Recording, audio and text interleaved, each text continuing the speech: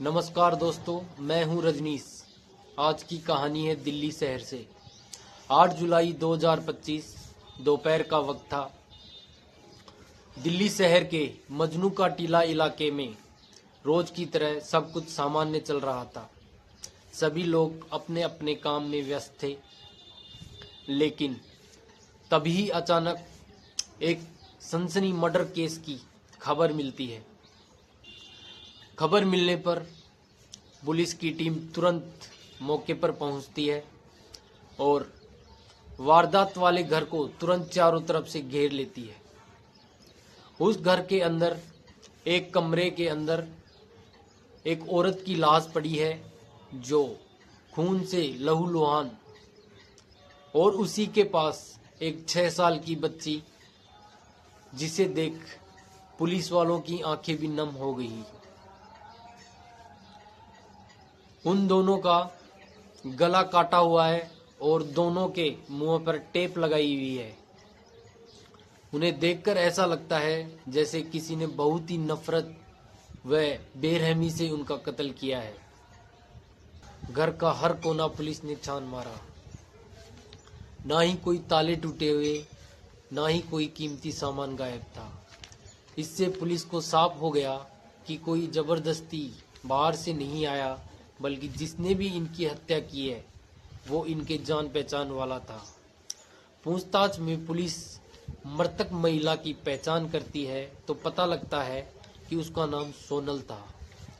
ये सब जानकारी उसी की दोस्त रश्मि पुलिस को देती है, जिसने पुलिस को कॉल कर इस घटना की सारी सूचना दी थी।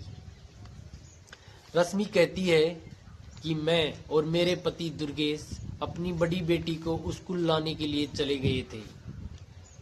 जब घर वापस लौटे तो हमने देखा कि जो घर का दरवाजा है वो बाहर से बंद है।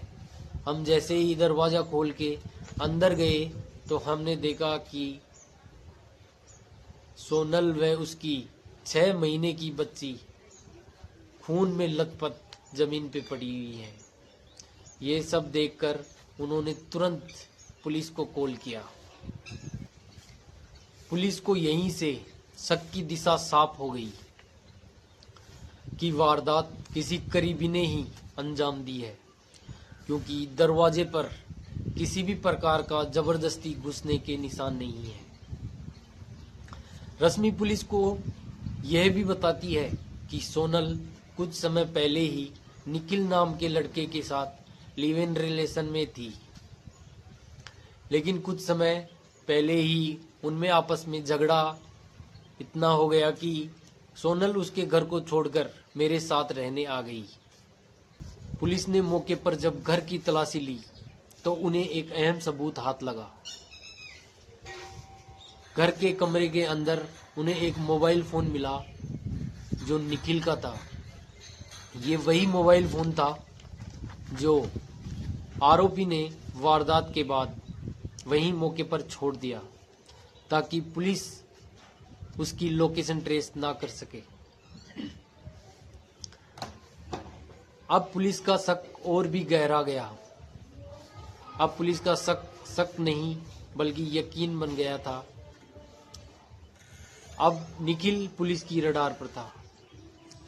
जांच को आगे बढ़ाते हुए पुलिस ने जब निखिल की पर्सनल डिटेल्स निकाली तो पता चला कि निखिल उत्तराखंड के हरद्वानी गांव का रहने वाला था।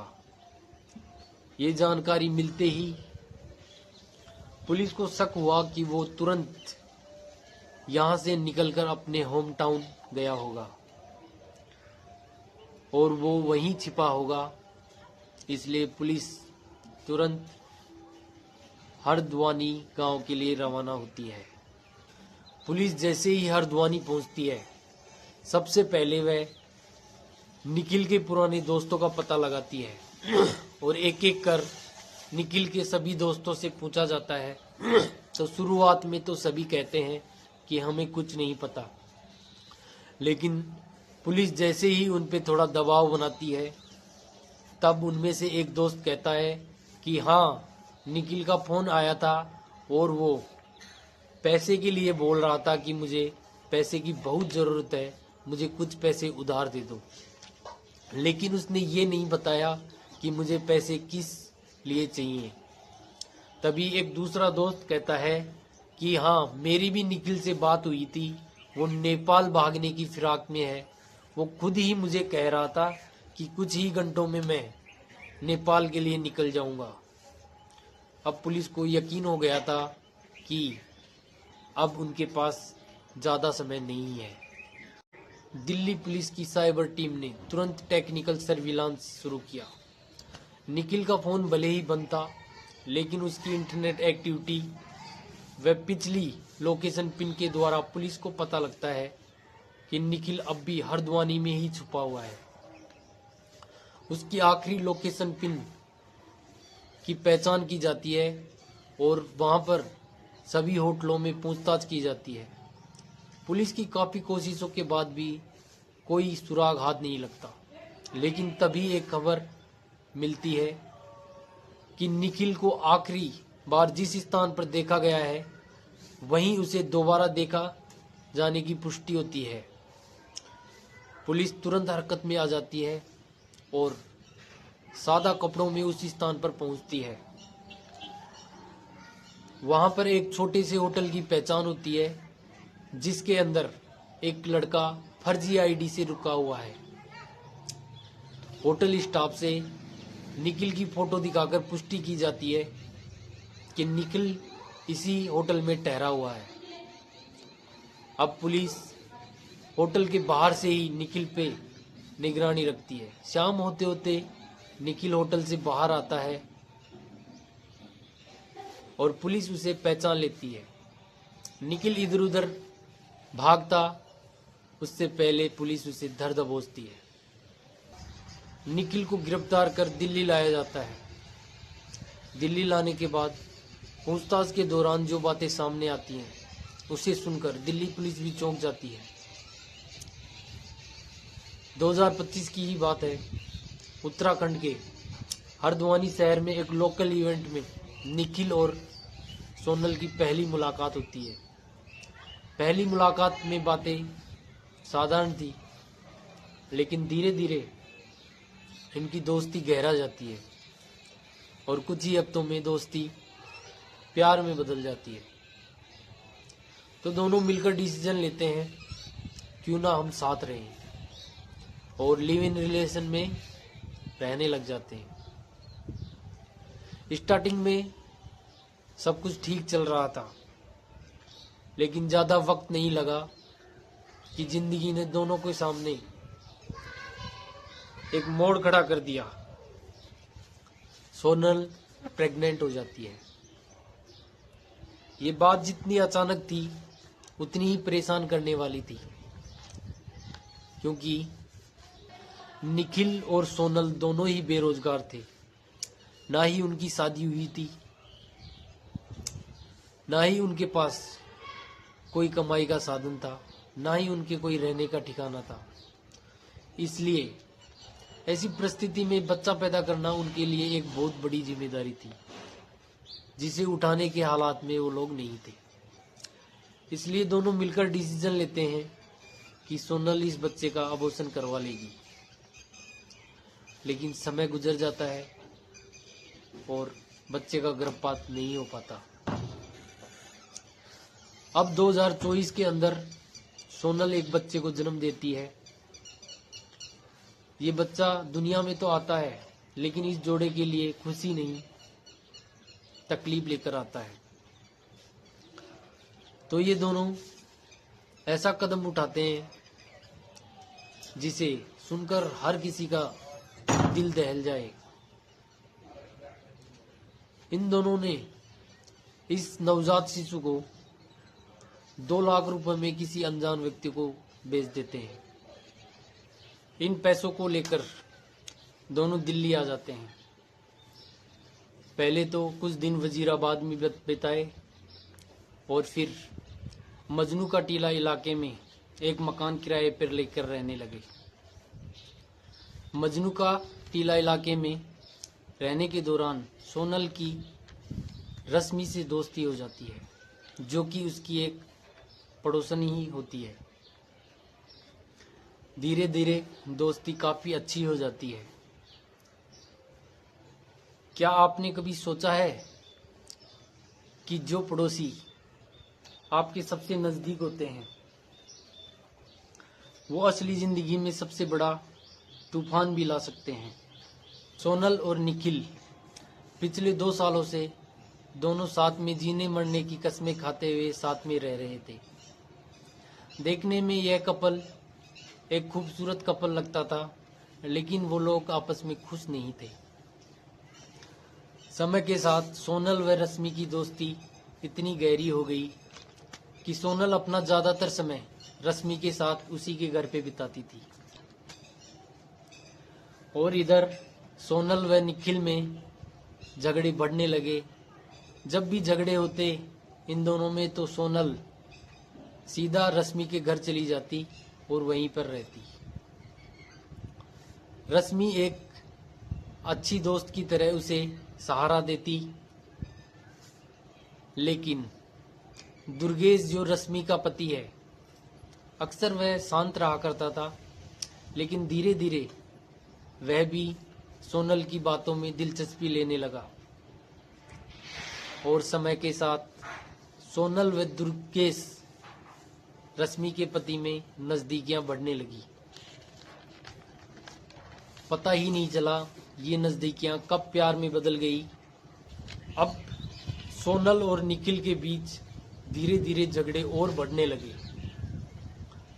इन झगड़ों के चलते हालात इतने खराब हो गए कि सोनल ने डिसीजन लिया कि वो निखिल को छोड़कर अब हमेशा रश्मि के साथ ही रहेगी। यहीं से इस कहानी ने एक कत्ल का रूप धारण कर लिया, क्योंकि निखिल को पहले से शक था कि सोनल और जो रश्मि का पति है दुर्गेश है उनके बीच कुछ चल रहा है। उसे लगता था कि इनके बीच जरूर कोई छुपा हुआ रिश्ता जरूर है। यह सब चल ही रहा था कि एक रोज निखिल के सोनल व दुर्गेश की व्हाट्सएप चैट हाथ लग जाती है, जिसे देखकर निखिल का शक अब यकीन में बदल गया। इस व्हाट्सएप चैट को लेकर निखिल सोनल से काफी बार बहस करता था और इस बहस के चलते उनमें इतने झगड़े हो जाते थे। तब सोनल ने पूरी तरीके से डिसीजन लिया कि मुझे निखिल से के रिश्ते से बाहर निकलना है और वो परमानेंट रश्मि के घर रहने लगी। इसी बीच सोनल दोबारा प्रेग्नेंट हो जाती है, लेकिन इस बार हालात अलग थे। निखिल इस बच्चे को चाहता था, वह अपनी पिछली गलती को सुधारना चाहता था, सोनल से बिगड़े हुए रिश्तों को ठीक करना चाहता था। वह चाहता था कि एक स्थायी परिवार बसाए, लेकिन जो सोनल है वह इस रिश्ते से पूरी तरीके से बाहर निकल चुकी थी। उसने निखिल को बिना बताए अपना गर्भपात करवा लेती है। जब यह बात निखिल को पता लगता है तो वह आग बबूला हो जाता है। उसे बहुत गुस्सा आता है। उसे लगता है कि यह गर्भपात सोनल ने खुद डिसीजन लेकर नहीं किया। उसे लगता है कि यह जो रश्मि का पति दुर्गेश है उसके उकसाव में आकर सोनल ने गर्भपात करवाया है। इसी बात को सोच सोच कर निखिल के मन में एक जहर उबलने लगता है। कत्ल से 20-25 दिन पहले सोनल पूरी तरीके से अपने रिश्ते से बाहर निकल चुकी थी और वह निखिल को छोड़ चुकी थी। अब वह रश्मि के घर आ गई थी और उसी के परिवार के साथ रहती थी। हालांकि निखिल पूरी कोशिश कर रहा था कि सोनल किसी भी तरीके से उसकी ज़िंदगी में वापस लौट आए। वह उसे खूब कॉल करता और बहुत से मैसेज करता और उससे खूब मिन्नतें करता कि मुझे एक बार साथ रहने का मौका दें, अपन सब ठीक कर लेंगे। लेकिन सोनल अब उसके किसी भी झांसे में आने को तैयार नहीं थी। 9 जुलाई 2025 दोपहर 1 बजे रश्मि व उसके पति दुर्गेश अपनी 5 साल की बच्ची को स्कूल से लाने के लिए घर से निकलते हैं। उस समय घर पर सिर्फ सोनल रहती है, जो कि रश्मि की 6 महीने की बच्ची की देखभाल भी करती है। उनके निकलने के बाद निखिल उस घर में प्रवेश करता है, जो एक प्लान के तहत वहां आया था। वो अपने साथ एक सर्जिकल ब्लेड भी लेकर आया था। जैसे ही निखिल घर में घुसता है तो सोनल और निखिल के बीच बहस होने लगती है। बहस इतनी बढ़ जाती है कि दोनों में काफी झगड़ा होने लगता है, और झगड़ा होता है तो निखिल को गुस्सा आ जाता है और वह अपनी ब्लेड निकालता है और सोनल का गला काट देता है। फिर क्या था, सोनल वहीं पर गिर पड़ती है और उसकी मौत हो जाती है। निखिल यहीं नहीं रुकता। उस घर में जो 6 महीने की बच्ची थी जिसकी सोनल देखभाल कर रही थी, निखिल उस 6 महीने की बच्ची का भी गला काट देता है। अब घर में 2 लाशें और घर बाहर से बंद। निखिल के दिमाग में एक बदले की आग सुलग रही थी। वह सोनल के उस फैसले से, जिसमें उसने निखिल को बिना बताए गर्भपात करवा लिया, उससे उसे गहरी चोट लगी थी। उसी के गुस्से से उसने इस वारदात को अंजाम दिया। जैसे ही वह इस वारदात को अंजाम देता है, वहां से तुरंत निकल जाता है ताकि पुलिस उसे पकड़ ना ले, ट्रेस ना कर ले। अब जैसे ही रश्मि और उसके पति दुर्गेश अपनी 5 साल की बच्ची को लेकर घर पहुंचते हैं, तो वो देखते हैं कि बाहर से कुंडी लगी हुई है। तो वो कुंडी खोलकर जैसे ही घर के अंदर प्रवेश करते हैं तो देखते हैं कि सोनल व उनकी 6 महीने की बच्ची लहूलुहान फर्श पे पड़ी हुई है। वो देखकर सदमे में हक्के बक्के रह जाते हैं। लेकिन बिना किसी देरी के रश्मि तुरंत पुलिस को कॉल करती है और पुलिस मौके पर पहुंचती है। उधर निखिल जो है वहां से निकलकर सीधा अपने घर जाता है और फांसी लगाने की कोशिश करता है, लेकिन वो इतनी हिम्मत जुटा नहीं पाता। फिर वह पुरानी दिल्ली रेलवे स्टेशन पहुंचता है। वहां से वह बरेली के लिए निकलता है और बरेली से हरद्वानी पहुंचता है। हरद्वानी में वह अपनी बहन के दोस्त के घर छुपकर रहता है ताकि उसे पुलिस पकड़ ना ले। पुलिस को जब निखिल की लोकेशन का पता लगता है तो पुलिस वहां पहुंचती है, लेकिन पुलिस के पहुंचने से पहले ही निखिल वहां से निकल चुका था। अब पुलिस काफी छानबीन करती है और पुलिस को कोई सुराग हाथ नहीं लगता।